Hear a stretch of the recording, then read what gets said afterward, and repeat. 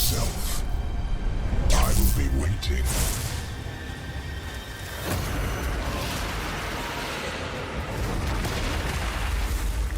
Hi, Zizaran here with Toxic Rain Pathfinder, a league starter for the upcoming Affliction, and this should be a really solid one because it is actually receiving a buff this league. So, very cool. It did lose its quality on AoE. I want to cover that real quick because a lot of people are wondering how are we getting 39% AoE. I will cover specifically why later, but we can replace that by the helmet, and we are just then getting base duration from our quality. So incredibly strong and a very true and tested build, and we've seen this do really well in things like Gauntlet, and that's how you know it's a really solid build. So this is one of the builds I would put it pretty up there in S tier as league starters. We do have a Toxic Rain build on Ballista that switches to Artillery Ballista if you want that as well in a separate video. So make sure you check that out. But either way, this should be incredibly strong. Now, this is like a bit of a similar feel to Explosive Arrow in my opinion. It does have delayed damage, etc., but it bypasses anything like Proximity Shield. Those things are really nice. Like if you played a build and you hated Proximity Shield, this build will just, it'll feel so rewarding to meet it because you mow it down and go through that. That being said, it is delayed damage, and a big downside to the build, which I do want to mention, is that you're only dealing damage when you're actually right clicking. So it actually gets really high damage, but you do have to stand still to deal that damage. So that does sort of average out. If you are tanky enough to face tank, which you can see here, a video of Sai just like plowing down a boss. Until you're that tanky, yeah, you do lose some of that damage. So it ends up scaling very high though. So in the end game for this build, we are just running around right clicking. We have Mirage Archers, so you're actually like, it's kind of auto casting Mana Forged Arrows as well. So you want to make sure that your Toxic Rain at all times costs at least 1. If it doesn't cost 1, it will not proc the Mana Forged Arrows, and then we're missing out on Withering Touch, etc. And that is a very large portion of our damage. If these builds help you have a great league start for Affliction, please consider subscribing. It does help the channel massively, and thank you so much. Early on, you're just Caustic Arrow, and we use a Puncture Gem to get past Brutus because we don't have a large amount of single target at this point, and Brutus will basically unalive himself while running with the Puncture debuff. Then at level 12, we can switch either to a double Toxic Rain setup. If you like, you could use a Ballista here as well with Toxic Rain Selfcast and Toxic Rain Ballista. Then at level 38 to maps here, you see we do have the Ballista Totem here, and then pretty easy to follow what you're gonna want. If you want defense, Grace, and then if you want offense, you can switch to Malevolence. And for scaling this build early on, very important to know that all you care about is the attack speed on the bow. You don't care about physical damage, anything like that. Now let's go into Path of Building. And if you aren't familiar with this program, we have a video on how to use it, how to download it, etc. And you can see here that we have a very straightforward leveling process with everything is very step by step.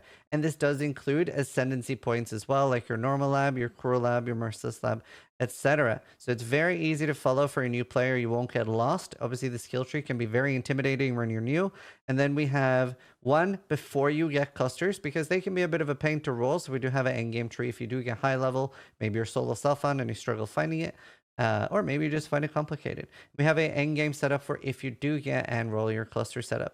So let's go over the gear for TR. We do have a section here with leveling uniques. This is really good because it gives you an idea of every unique for every slot that you can have. So we are trying to do this for the majority of the builds we make.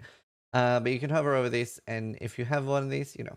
Oh, early game, you can see that the gear is super easy to follow. And the number one thing you really want to nail here is to make sure that you're using a short bow, a grove bow, or a thicket bow. We don't care about the physical damage, so a short or a grove is fine. However, unlike Explosive Arrow, we don't really need crazy off colors. So using a thicket bow is fine on this build, and we have like not really any dex issues on this build. So there's no reason to crazily go for a short bow or a grove bow. But obviously we can get a very easy 6-thing short bow from the Porcupine cards, which is in maps like Courtyard, Orchard, Gardens. And the number one thing you care about on gear is on your bow, it needs to be 1.5 base attack speed, which is the short, grove, or thicket, like I mentioned, but it needs to have attack speed rolled on it. That's the number one thing. Now, after that, plus socketed bow gems is very important. You can see all the other gear, super easy. We're just going for life and suppression. And do remember early on, you can craft resists on white gear, so you're just caring about your socket pressure.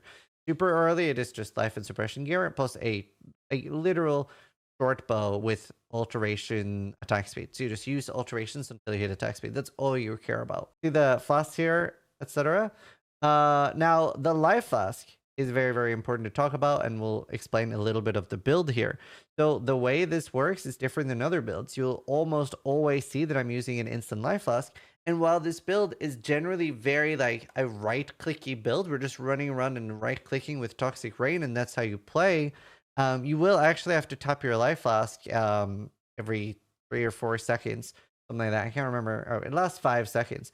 But the reason for that is because of this node. Life flask effects are not removed when unreserved life is filled. So normally, if you're posting either an instant life flask or overtime flask, you hit your life to full, and that's it. That is all you're getting from the life flask.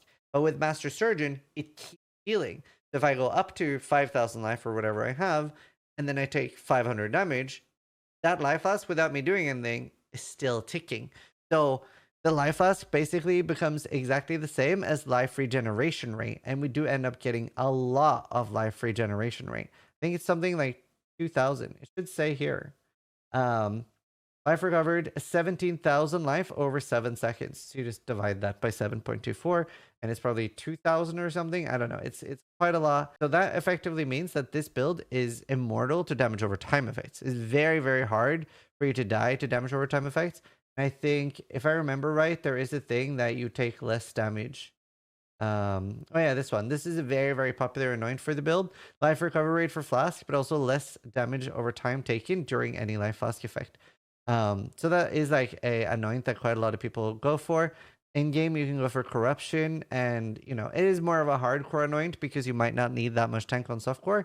But hardened scars, you can see that it's very cheap and it's so nice for the defensiveness of this. So early tier 16s and stuff, especially if you don't have a lot of chaos rest, doesn't really matter on this build. You will not die to damage over time. In the endgame gear, you can see that we have quite a lot more, and even this bow, who is extremely strong and powerful, is very easy and deterministic to make. I think it costs like 4, 6, or 8 divines, somewhere in that vicinity. But that is our pretty much best in slot bow, and a lot of best in slot for builds are literally 50 to 100 divine. You have relatively cheap gear. The bow here, or sorry, quiver here, is also like pretty relatively easy to craft. Compared to other builds, the best in slot is a lot cheaper, which is a really good thing for the build. Because I've had several builds where my best in slot, like I remember my ring on my Bladefall was like 100 divines for me to craft it. So having like relatively deterministic gear is pretty cool. It is a Pathfinder.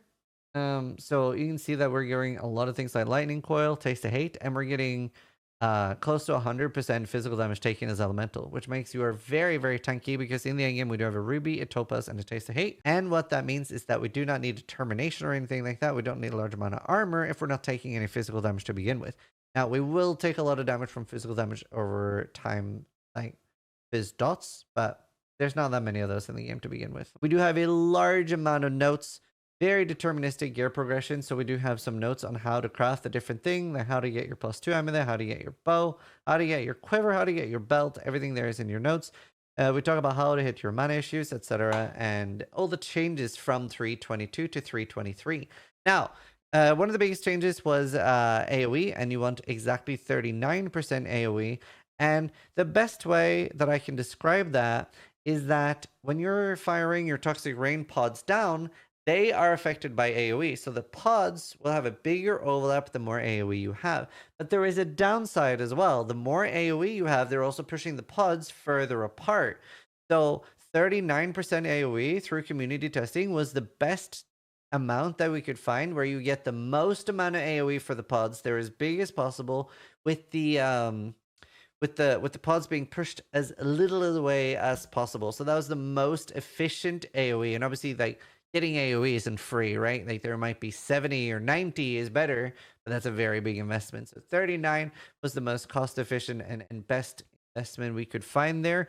And since Pathfinder doesn't give 30% AoE anymore, we get like we have the different places to get it. Like, you can get helmet is how you replace the old quality that we lost from the gem. Another thing worth mentioning as well is that we are using Petrified Blood. So Petrified Blood, because we have such a strong thing, like we're regenerating so much life, and what Petrified Blood does is it It basically prevents the damage, but you're taking more damage over time instead. But obviously, this is great. It basically gives us more effective HP versus one hits. And that damage that, yeah, we're taking slightly more damage, but since it's happening over time and we have such a crazy amount of regen, we don't even notice it. So you will notice your health bar will like gray out sometimes. It's fine. You're not going to die from that. You'll only die if the bar actually empties. So that's really, really nice. The end game here, you only want to switch to the full end game everything once you have the lightning coil and taste of hate. That's because you're no longer running determination and stuff like that. And if you don't have the close to full conversion, you're just gonna die to physical damage. So everything should be very explained in the notes and stuff. But yeah, I do want to mention that. So thank you guys so much for watching the video. I hope you have a great league start with it. This should be absolutely great league starter. I have league started this twice, I believe, in different leagues in the past. It hasn't been nerfed in quite a while now, and it is really strong on Pathfinder. I have done it on Champion once as well. I didn't love the Champion. I prefer EA there. But yeah, loads of choice, loads of different builds up on YouTube if you don't like this one. And either way, it should treat you very well. Very strong, very fun to play, and will get you very far. And it's a great way to like farm up a lot of currency because even the fairly endgame part of this isn't super expensive. We have tried to include a lot of awakened gems and things that you can use your currency on and get past like 6 or 10 million damage, etc. So I hope you guys have an amazing league start to Affliction. Thank you so much for watching. Sub if you liked the video, but more importantly, try to die than I do.